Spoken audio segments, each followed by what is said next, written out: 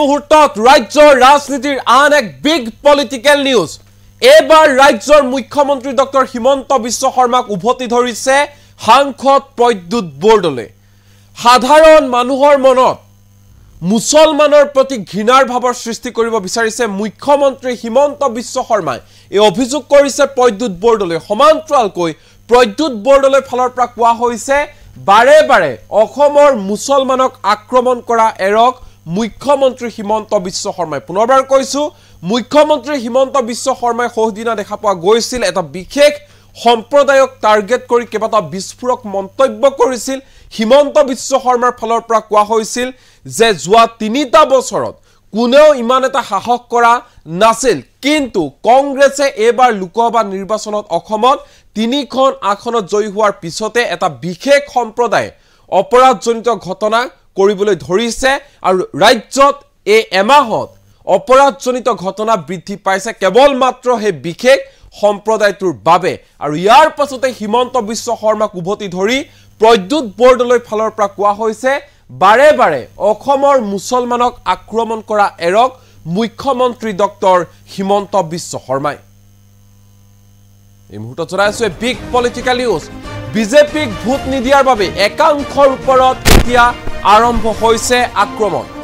অপৰাধীৰ কোনো ধৰ্ম নাই, অপৰাধীৰ কোনো জাত নাই, এই কথা মনত ৰখা ভাল হিমন্ত বিশ্ব শৰ্মাই। মুখ্যমন্ত্ৰী হিমন্ত বিশ্ব শৰ্মাই 2026ত আহিবলৈ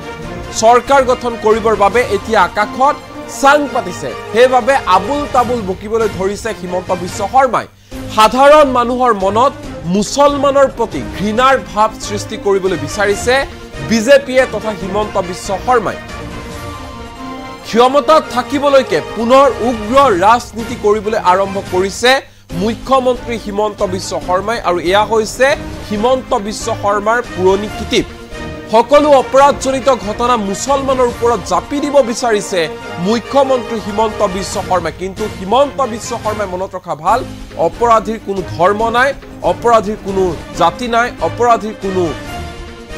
ধৰ্ম নাই। বাৰে বাৰে অসমৰ মুছলমানক আক্ৰমণ কৰা এৰক মুখ্যমন্ত্ৰী ডক্টৰ হিমন্ত বিশ্ব শৰ্মাই। বাৰে বাৰে যি ধৰণে মুছলমানক আক্ৰমণ কৰি থকা হৈছে নিজৰ মন্তব্যৰ জৰিয়তে, সেয়া কৰা বাদ দিয়ক হিমন্ত বিশ্ব শৰ্মাই। আৰু এনেধৰণে মুখ্যমন্ত্ৰী হিমন্ত বিশ্ব শৰ্মাক উভতি ধৰিলে সাংসদ প্ৰদ্যুৎ বৰদলৈ। এই মুহূৰ্তত প্ৰদ্যুৎ বৰদলৈ মন্তব্য আমাৰ লগত আছে, কি কৈছে মন্তব্য। এইটো এটা বৰ সাংঘাতিক কথা হ'বলৈ গৈছে। যেতিয়াই নিৰ্বাচনৰ ফলাফল আহে সকলোৱে জানে যে মই তাত এটা বিপুল ভোটত মই জয়ী হৈছোঁ নগাঁৱৰ পৰা বা অন্য জেগাতো যিবোৰ মানুহে যিবিলাক ভোট দিছে, সেই ভোটত তেওঁলোকে বাছি বাছি বিজেপি দলে এতিয়া অসমৰ যিখন চৰকাৰ বাছি বাছি কোনবিলাকে বিজেপি দলৰ প্ৰাৰ্থীক ভোট দিয়া নাই সেইটো বাছি বাছি সেই মানুহবিলাকৰ ওপৰত অতি প্ৰণালীগতভাৱে তেওঁলোকে আক্ৰমণ চলাইছে। মোৰ নগাঁও লোকসভা সমষ্টিত যোৱা এই পষেকটোৰ ভিতৰতে একচুৱেলি যোৱা সপ্তাহৰ ভিতৰতে কেইবাটাও ঘটনা একাদিক্ৰমে হৈছে। প্ৰথম কথা হ'ল যোৱা 22 জুন তাৰিখে আমাৰ লাওখোৱা যিখন অভয়াৰণ্য আছে তাৰ সমীপত তাৰ কিছুমান গাঁও আছে, মুছলমান প্ৰধান গাঁও আছে। সেই গাঁৱৰ দুজন ভাই ককাই এই ফৰেষ্ট বিভাগৰ মানুহে লাওখোৱা অভয়াৰণ্যৰ ভিতৰত নহয়, চুটিৰ পাৰ যিটো মথাউৰিৰ ওপৰত অতি শীতল মস্তিষ্কৰে সৈতে গুলীয়াই হত্যা কৰিছে দুজন ভাতৃ। তেওঁলোকৰ অপৰাধ হ'ল তেওঁলোক মুছলমান সম্প্ৰদায়ৰ। আৰু তেওঁলোকৰ ওপৰত অভিযোগ দাঙি ধৰিছে যে তেওঁলোকে বোলে চুৰকৈ যদি মাছ মাৰিবলৈ গৈছিলে এই অভয়াৰণ্যৰ ভিতৰত। মাছ মাৰিবলৈ যোৱাটো স্বাভাৱিকতে ৱাইল্ড লাইফ চেংচুৰীত তেনেধৰণে অনাধিকাৰ প্ৰৱেশ কোনেও কৰিব নোৱাৰে, কিন্তু তেওঁলোকক একেবাৰে শীতল মস্তিৰে গুলীয়াই মৰাটো কেতিয়াও গ্ৰহণযোগ্য হ'ব নোৱাৰে। খুব বেছি যদি তেওঁলোকক তাত কিবা কৰিছে তেতিয়াহ'লে তেওঁলোকক ভৰিত গুলীয়াব লাগে, যেনেকৈ পুলিচে সাধাৰণতে কৰে বা ফৰেষ্ট ডিপাৰ্টমেণ্টে আগতেও যেনেকৈ কৰে। কিন্তু সেইবিলাক নকৰি শীতল মস্তিষ্কৰে তেওঁলোকক হত্যা কৰে অকণ। কিন্তু সেইটোৱেই একমাত্ৰ ঘটনা নহয়, ইয়াৰ পিছত একাদিক্ৰমে কেইবাটাও ঘটনা হ'বলৈ আৰম্ভ কৰিছে। 22 তাৰিখৰ পিছত 24 তাৰিখে মোৰ সমষ্টিৰ অন্তৰ্গত জাগিৰোডত আমাৰ মন্ত্ৰী পীযুষ হাজৰিকাৰ নিজা সমষ্টি, তাত মুছলমান প্ৰধান এটা এলেকা আছে জাগিৰোডত, কিন্তু শিলভাংগা বুলি কয়। শিলভাংগাত মানুহখিনিৰ ওপৰত দানৱীয় উল্লাসেৰে সৈতে ডিষ্ট্ৰিক্ট এডমিনিষ্ট্ৰেশ্যনে যোৱা 24 জুনৰ দিনাখন তেওঁলোকৰ ঘৰ দৰ গোটেইবিলাক ভাঙি তেওঁলোকক তাৰ পৰা উচ্ছেদ কৰিলে। তেওঁলোকে যদি সঁচাকে ইলিগেলি যদি তাত আছে এটা কথা মনত ৰাখিব লাগিব যে এই মানুহখিনি সকলো গৰাখহনীয়াত আক্ৰান্ত তেওঁলোক অসমৰ মানুহ ভাৰতীয় নাগৰিক তেওঁলোকে একোজন অসমীয়া লোক এই লোকসকলক তেওঁলোকে যেহেতু তেওঁলোকৰ ঘৰ বাৰী সবে ব্ৰহ্মপুত্ৰৰ গৰাখহনীয়া তেওঁলোকক সৰ্বাচন্ত কৰিছে তেওঁলোকে আহি পেলাই ইয়াত বহু বছৰৰ পৰা তেওঁলোকে তাত আছে কিন্তু তেওঁলোকে যদি কোনোবাই যদি সঁচাকে ইলিগেলি তাত আছে তেতিয়াহ'লে চৰকাৰে এই তেওঁলোকক উচ্ছেদ এনেকে অমানৱীয়ভাৱে উচ্ছেদ কৰাৰ আগতে তেওঁলোকক এটা বিকল্প পুনৰ সংস্থাপনৰ ব্যৱস্থা কৰিব লাগিব আৰু সেইকাৰণে মই দাবী জনাইছো মই লাওখোৱাৰ যিটো ঘটনা তাৰ এটা মই জুডিচিয়েল এনকুৱাৰীৰ কাৰণে মই দাবী জনাইছো আৰু ঠিক তেনেকৈ এই যিটো জাগিৰোডৰ ঘটনাটো হৈছে এই জাগিৰোডৰ ঘটনাৰ যিটো অমানৱীয় যিটো উচ্ছেদ হৈছে হাজাৰ হাজাৰ মানুহক তাৰ কাৰণে মই চৰকাৰৰ ওচৰত দাবী জনাইছো মুখ্যমন্ত্ৰীৰ ওচৰত দাবী জনাইছো মুখ্যমন্ত্ৰীয়ে যাতে ইয়াত হস্তক্ষেপ কৰি পেলাই তেওঁলোকক এইখিনি ভাৰতীয় লোক অসমীয়া লোক অসমৰ লোক আৰু তেওঁলোকক যাতে পুনৰ সংস্থাপনৰ কাৰণে এই চৰকাৰৰ যিজন নেশ্যনেল টেষ্টিং এজেঞ্চি বুলি যিটো তেওঁলোকে গোটেই পৰীক্ষাটো পৰিচালনা কৰিবৰ কাৰণে যিটো ব্যৱস্থা কৰিলে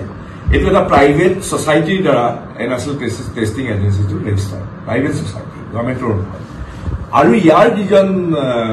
মূল যিজন মানুহ যিজন পৰিচালক তেওঁ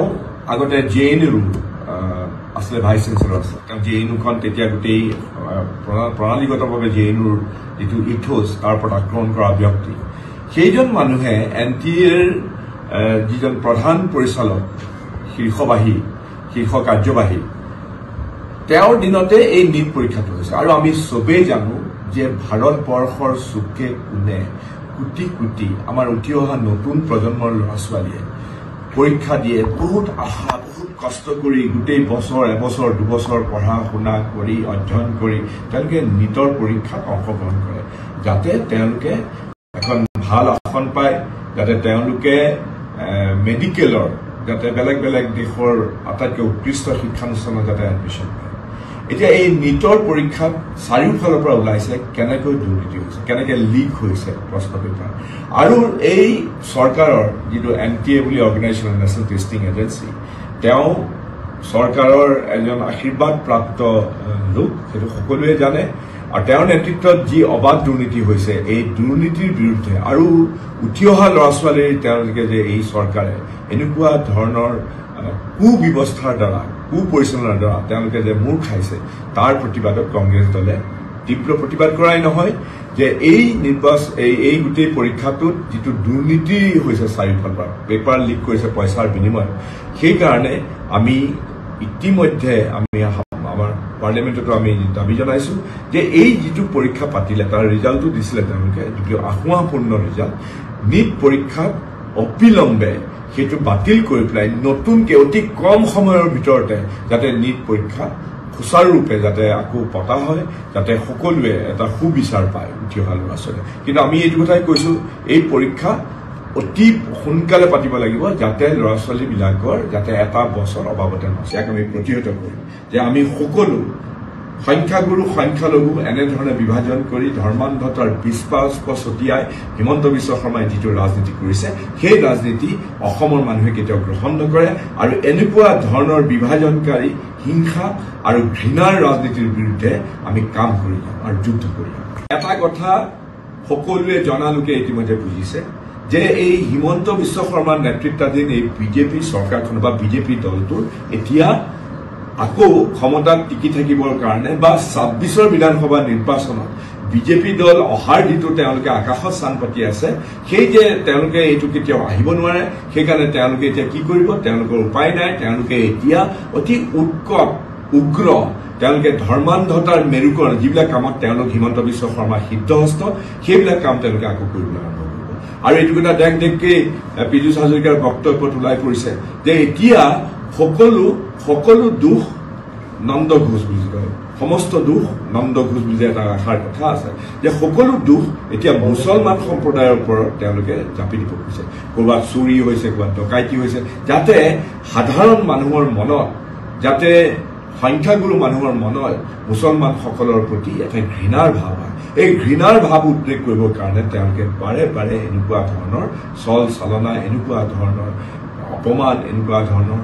মিছা দোষাৰোপৰ তেওঁলোকে হৈছে। এটা কথা ঠিক যে অপৰাধীৰ কোনো জাত নাই, অপৰাধীৰ কোনো ধৰ্ম নাই। যদি কোনোবা অপৰাধীয়ে সঁচাকৈ কৰিছে চৰকাৰী নিয়ম মতে আইনগতভাৱে সেইবিলাকৰ ওপৰত ব্যৱস্থা লওক। কিন্তু বাৰে বাৰে এনেধৰণে আমাৰ অসমৰ মুছলমানসকলক তেওঁলোকে যিধৰণে আক্ৰমণ কৰিছে, নিৰ্বাচনৰ আগতেও কৰিছিলে, এতিয়া নিৰ্বাচনৰ ফলাফলৰ পিছত তেওঁলোকে অতি প্ৰণালীগতভাৱে মুছলমানসকলক টাৰ্গেট কৰি লৈছে। আৰু মুছলমানসকলৰ এই লৈ পেলাই তেওঁলোকে দুখন দুনীয়া সৃষ্টি কৰা অসমত এতিয়া মুছলমানসকলক তেওঁলোকে পাঞ্চিং বেগ হিচাপে ব্যৱহাৰ কৰি প্ৰণালীগতভাৱে তেওঁলোকৰ ওপৰত এনেধৰণে আক্ৰমণ কৰিছে। চৰকাৰে যিখিনি নিজৰ দায়িত্ব সেই দায়িত্ব পালন কৰাটো যুগুত আৰু প্ৰত্যেকজন নাগৰিকে জনজীৱনত প্ৰত্যেকে এইটো সমৰ্থন কৰিব। কিন্তু তেওঁলোকে ভোট পোৱাৰ কাৰণে বা প্ৰতিহিংসামূলক মনোভাৱেৰে সৈতে তেওঁলোকে কিছুমান কাম কৰিবলৈ লাগিছে, যিটো আচলতে ৰাজধৰ্ম কেতিয়াও নহয়। আজি কোনোবাই যদি উভতগৰে নাচিছে, কোনোবাই যদি গুৰু গোসাঁই নমনা ধৰণে কাম কৰিছে, আইনগতভাৱে তেওঁলোকৰ ওপৰত ব্যৱস্থা লোৱাটো দৰকাৰ। কিন্তু সকলো সাতখন মাফ কৰি পেলাই এই আমাৰ নতুন উঠি অহা প্ৰজন্মৰ ওপৰত তেওঁলোকে নিশ্চয় এটা প্ৰতিহিংসামূলক এনেকুৱা ধৰণৰ কৈছে যে তেনেকুৱা ধৰণৰ কৰি পেলাই তেওঁলোকে চাগে তেওঁলোকক এটা টাৰ্গেট কৰি লৈছে আৰু সেইটো কথা কেতিয়াও গ্ৰহণযোগ্য হ'ব নোৱাৰে। খালি ফাইন টাইন এইবিলাক যিবিলাক কৰিছে, ফাইনটো ঠিকেই কৰি আছে, ফাইনটো তেওঁলোকে ৰেহাই নিদিয়ে, কিন্তু বাকীবিলাক তেওঁলোকে সকলো ৰেহাই দিছে, ৰেহাই দি পেলাই কৰিছে। তাত এইটো তেওঁলোকে কোনো ভাল কাম কৰা নাই। তেওঁলোকে বৰঞ্চ এই যিটো গুৰু গোসাঁই নমনা কাম বন কৰাৰ ক্ষেত্ৰত এইটো এটা বৰ সাংঘাতিক কথা হ'বলৈ গৈছে। যেতিয়াই নিৰ্বাচনৰ ফলাফল আহে সকলোৱে জানে যে মই তাত এটা বিপুল ভোটত মই জয়ী হৈছোঁ নগাঁৱৰ পৰা বা অন্য জেগাতো যিবোৰ মানুহে যিবিলাক ভোট দিছে, সেই ভোটত তেওঁলোকে বাছি বাছি বিজেপি দলে যে অসমৰ যিখন চৰকাৰ বাছি বাছি কোনবিলাকে বিজেপি দলৰ প্ৰাৰ্থীক ভোট দিয়া নাই সেইটো বাছি বাছি সেই মানুহবিলাকৰ ওপৰত অতি প্ৰণালীগতভাৱে তেওঁলোকে আক্ৰমণ চলাইছে। মোৰ নগাঁও লোকসভা সমষ্টিত যোৱা এই পষেকটোৰ ভিতৰতে একচুৱেলি যোৱা সপ্তাহৰ ভিতৰতে কেইবাটাও ঘটনা একাদিক্ৰমে হৈছে। প্ৰথম কথা হ'ল যোৱা 22 জুন তাৰিখে আমাৰ লাওখোৱা যিখন অভয়াৰণ্য আছে তাৰ সমীপত তাৰ কিছুমান গাঁও আছে, মুছলমান প্ৰধান গাঁও আছে। সেই গাঁৱৰ দুজন ভাই ককাই এই ফৰেষ্ট বিভাগৰ মানুহে লাওখোৱা অভয়াৰণ্যৰ ভিতৰত নহয়, চুটিৰ পাৰ যিটো মথাউৰিৰ ওপৰত অতি শীতল মস্তিষ্কৰে সৈতে গুলীয়াই হত্যা কৰিছে দুজন ভাতৃ। তেওঁলোকৰ অপৰাধ হ'ল তেওঁলোক মুছলমান সম্প্ৰদায়ৰ আৰু তেওঁলোকৰ ওপৰত অভিযোগ দাঙি ধৰিছে যে তেওঁলোকে বোলে চুৰকৈ যদি মাছ মাৰিবলৈ গৈছিলে এই অভয়াৰণ্যৰ ভিতৰত। মাছ মাৰিবলৈ যোৱাটো স্বাভাৱিকতে ৱাইল্ড লাইফ চেংচুৰীত তেনেধৰণে অনাধিকাৰ প্ৰৱেশ কোনেও কৰিব নোৱাৰে, কিন্তু তেওঁলোকক একেবাৰে শীতল মছৰি গুলীয়াই মৰাটো কেতিয়াও গ্ৰহণযোগ্য হ'ব নোৱাৰে। খুব বেছি যদি তেওঁলোকক তাত কিবা কৰিছে তেতিয়াহ'লে তেওঁলোকক ভৰিত গুলীয়াব লাগে, যেনেকৈ পুলিচে সাধাৰণতে কৰে বা ফৰেষ্ট ডিপাৰ্টমেণ্টে আগতেও যেনেকৈ কৰে। কিন্তু সেইবিলাক নকৰি শীতল মস্তিষ্কৰে তেওঁলোকক হত্যা কৰে অকণ। কিন্তু সেইটোৱেই একমাত্ৰ ঘটনা নহয়, ইয়াৰ পিছত একাদিক্ৰমে কেইবাটাও ঘটনা হ'বলৈ আৰম্ভ কৰিছে। 22 তাৰিখৰ পিছত 24 তাৰিখে মোৰ সমষ্টিৰ অন্তৰ্গত জাগিৰোডত আমাৰ মন্ত্ৰী পীযুষ হাজৰিকাৰ নিজা সমষ্টি, তাত মুছলমান প্ৰধান এটা এলেকা আছে জাগিৰোডত, কিন্তু শিলভাংগা বুলি কয়। শিলভাংগাত মানুহখিনিৰ ওপৰত দানৱীয় উল্লাসেৰে সৈতে ডিষ্ট্ৰিক্ট এডমিনিষ্ট্ৰেশ্যনে যোৱা 24 জুনৰ দিনাখন তেওঁলোকৰ ঘৰ দৰ গোটেইবিলাক ভাঙি তেওঁলোকক তাৰ পৰা উচ্ছেদ কৰিলে। তেওঁলোকে যদি সঁচাকে ইলিগেলি যদি তাত আছে, এটা কথা মনত ৰাখিব লাগিব যে এই মানুহখিনি সকলো গৰাখহনীয়াত আক্ৰান্ত। তেওঁলোক অসমৰ মানুহ, ভাৰতীয় নাগৰিক, তেওঁলোকে একোজন অসমীয়া লোক।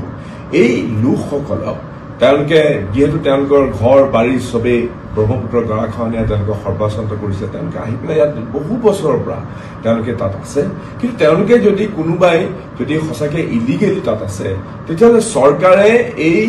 তেওঁলোকক উচ্ছেদ এনেকৈ অমানৱীয়ভাৱে উচ্ছেদ কৰাৰ আগতে তেওঁলোকক এটা বিকল্প পুনৰ সংস্থাপনৰ ব্যৱস্থা কৰিব লাগিব। আৰু সেইকাৰণে মই দাবী জনাইছোঁ, মই লাওখোৱাৰ যিটো ঘটনা তাৰ এটা মই জুডিচিয়েল এনকুৱাৰীৰ কাৰণে মই দাবী জনাইছোঁ। আৰু ঠিক তেনেকৈ এই যিটো জাগিৰোডৰ ঘটনাটো হৈছে, এই জাগিৰোডৰ ঘটনাৰ যিটো অমানৱীয় যিটো উচ্ছেদ হৈছে, হাজাৰ হাজাৰ মানুহক তাৰ কাৰণে মই চৰকাৰৰ ওচৰত দাবী জনাইছোঁ, মুখ্যমন্ত্ৰীৰ ওচৰত দাবী জনাইছোঁ, মুখ্যমন্ত্ৰীয়ে যাতে ইয়াত হস্তক্ষেপ কৰি পেলাই তেওঁলোকক এইখিনি ভাৰতীয় লোক, অসমীয়া লোক, অসমৰ লোক আৰু তেওঁলোকক যাতে পুনৰ সংস্থাপনৰ কাৰণে এই চৰকাৰৰ যিজন নেশ্যনেল টেষ্টিং এজেঞ্চি বুলি যিটো তেওঁলোকে গোটেই পৰীক্ষাটো পৰিচালনা কৰিবৰ কাৰণে যিটো ব্যৱস্থা কৰিলে, এইটো এটা প্ৰাইভেট ছ'চাইটিৰ দ্বাৰা এই নেশ্যনেল টেষ্টিং এজেঞ্চিটো ৰেজিষ্টাৰ, প্ৰাইভেট ছ'চাইটি, গভৰ্ণমেণ্টৰ নহয়। আৰু ইয়াৰ যিজন মানুহ, যিজন পৰিচালক, তেওঁ আগতে JNUৰ আছিলে, ভাইচ চেঞ্চেলৰ আছিলে। তেওঁ JNUখন তেতিয়া গোটেই প্ৰণালীগতভাৱে JNUৰ যিটো ইথোচ তাৰ ওপৰত আক্ৰমণ কৰা ব্যক্তি, সেইজন মানুহে NTAৰ যিজন প্ৰধান পৰিচালক, শীৰ্ষ কাৰ্যবাহী, তেওঁৰ দিনতে এই নীট পৰীক্ষাটো হৈছে। আৰু আমি চবেই জানো যে ভাৰতবৰ্ষৰ চুকে কোণে কোটি কোটি আমাৰ উঠি অহা নতুন প্ৰজন্মৰ ল'ৰা ছোৱালীয়ে পৰীক্ষা দিয়ে, বহুত আশা, বহুত কষ্ট কৰি গোটেই বছৰ, এবছৰ, দুবছৰ পঢ়া শুনা কৰি, অধ্যয়ন কৰি তেওঁলোকে নীটৰ পৰীক্ষাত অংশগ্ৰহণ কৰে, যাতে তেওঁলোকে এখন ভাল আসন পায়, যাতে তেওঁলোকে মেডিকেলৰ, যাতে বেলেগ বেলেগ দেশৰ আটাইতকৈ উৎকৃষ্ট শিক্ষানুষ্ঠানত যাতে এডমিশ্যন পায়। এতিয়া এই নীটৰ পৰীক্ষাত চাৰিওফালৰ পৰা ওলাইছে কেনেকৈ দুৰ্নীতি হৈছে, কেনেকৈ লিক হৈছে প্ৰশ্ন পেপাৰ। আৰু এই চৰকাৰৰ যিটো NTA বুলি অৰ্গেনাইজেশ্যন, নেশ্যনেল টেষ্টিং এজেঞ্চি, তেওঁ চৰকাৰৰ এজন আশীৰ্বাদপ্ৰাপ্ত লোক, সেইটো সকলোৱে জানে। আৰু তেওঁৰ নেতৃত্বত যি অবাধ দুৰ্নীতি হৈছে, এই দুৰ্নীতিৰ বিৰুদ্ধে আৰু উঠি অহা ল'ৰা ছোৱালীৰ তেওঁলোকে যে এই চৰকাৰে এনেকুৱা ধৰণৰ কুব্যৱস্থাৰ দ্বাৰা, কুপৰিচালনাৰ দ্বাৰা তেওঁলোকে যে মূৰ খাইছে, তাৰ প্ৰতিবাদত কংগ্ৰেছ দলে তীব্ৰ প্ৰতিবাদ কৰাই নহয়, যে এই গোটেই পৰীক্ষাটোত যিটো দুৰ্নীতি হৈছে চাৰিওফালৰ পৰা, পেপাৰ লিক কৰিছে পইচাৰ বিনিময়ত, সেইকাৰণে আমি ইতিমধ্যে আমাৰ পাৰ্লিয়ামেণ্টতো আমি দাবী জনাইছোঁ যে এই যিটো পৰীক্ষা পাতিলে, তাৰ ৰিজাল্টটো দিছিলে তেওঁলোকে, যিটো আশাপূৰ্ণ ৰিজাল্ট, নীট পৰীক্ষাত অবিলম্বে সেইটো বাতিল কৰি পেলাই নতুনকৈ অতি কম সময়ৰ ভিতৰতে যাতে নীট পৰীক্ষা সুচাৰুৰূপে যাতে আকৌ পতা হয়, যাতে সকলোৱে এটা সুবিচাৰ পায় উঠি অহা ল'ৰা ছোৱালীয়ে। কিন্তু আমি এইটো কথাই কৈছোঁ, এই পৰীক্ষা অতি সোনকালে পাতিব লাগিব, যাতে ল'ৰা ছোৱালীবিলাকৰ যাতে এটা বছৰ অবাবতে নহয়। ইয়াক আমি প্ৰতিহত কৰিম যে আমি সকলো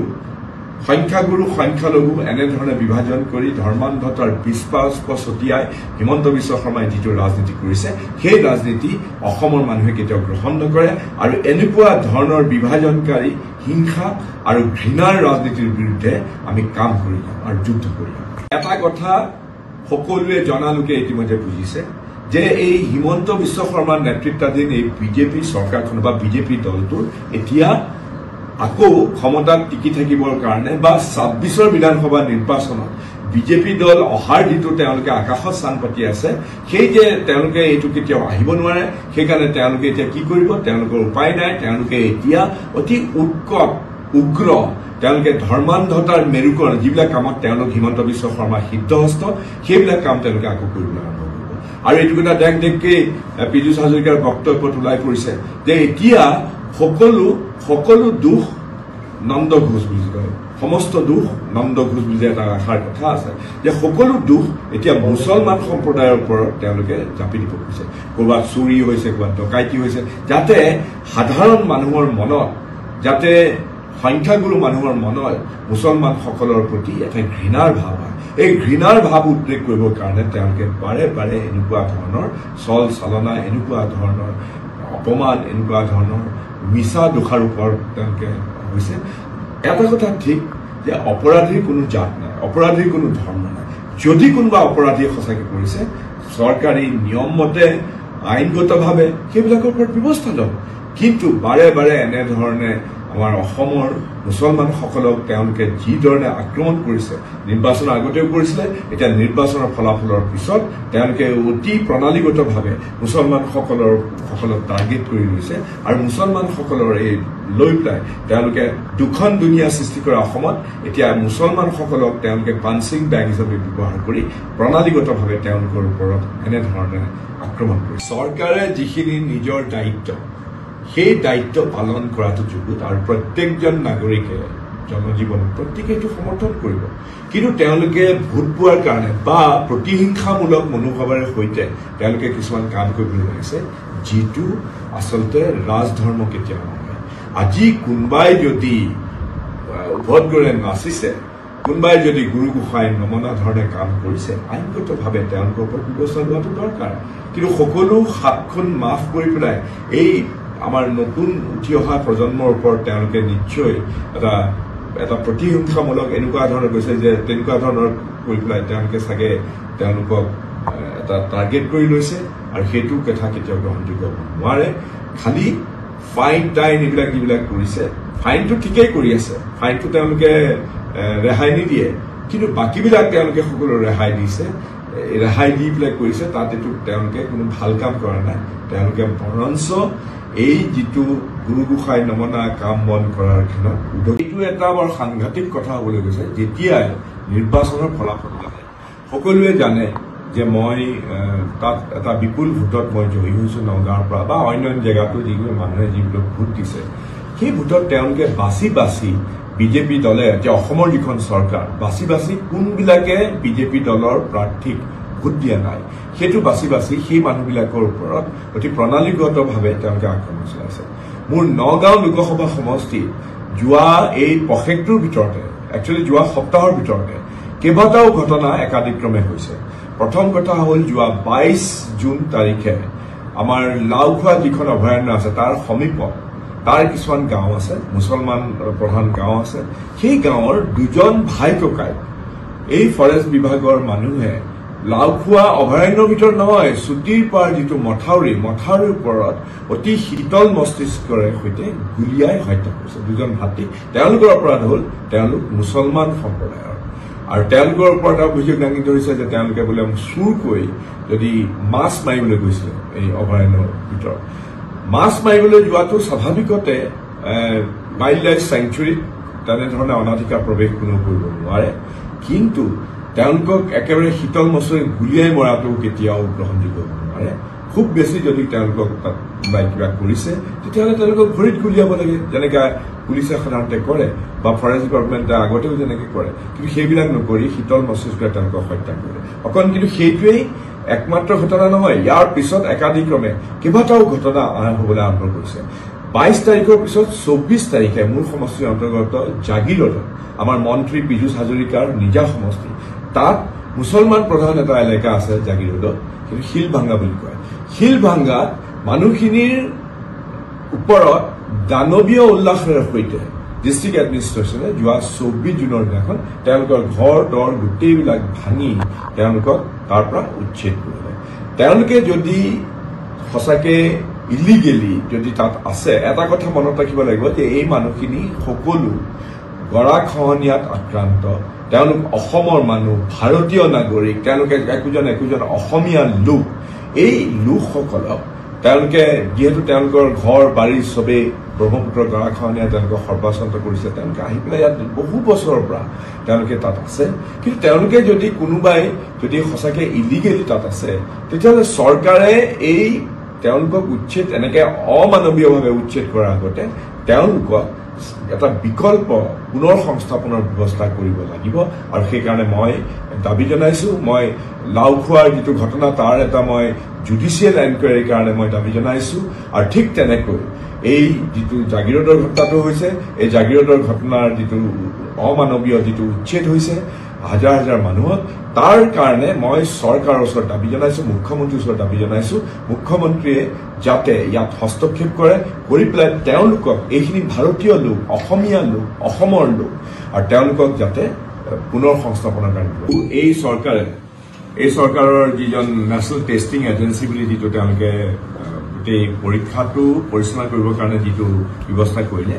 এইটো এটা প্ৰাইভেট ছ'চাইটিৰ দ্বাৰা নেশ্যনেল টেষ্টিং এজেঞ্চিটো ৰেজিষ্টাৰ প্ৰাইভেট ছ'চাইটি গভৰ্ণমেণ্টৰ নহয় আৰু ইয়াৰ যিজন মানুহ যিজন পৰিচালক তেওঁ আগতে JNUৰ আছিলে ভাইচ চেঞ্চেলৰ আছিলে তেওঁ JNUখন তেতিয়া গোটেই প্ৰণালীগতভাৱে JNUৰ যিটো ইথোছ তাৰ ওপৰত আক্ৰমণ কৰা ব্যক্তি সেইজন মানুহে NTAৰ যিজন প্ৰধান পৰিচালক শীৰ্ষ কাৰ্যবাহী তেওঁৰ দিনতে এই নীট পৰীক্ষাটো হৈছে আৰু আমি চবেই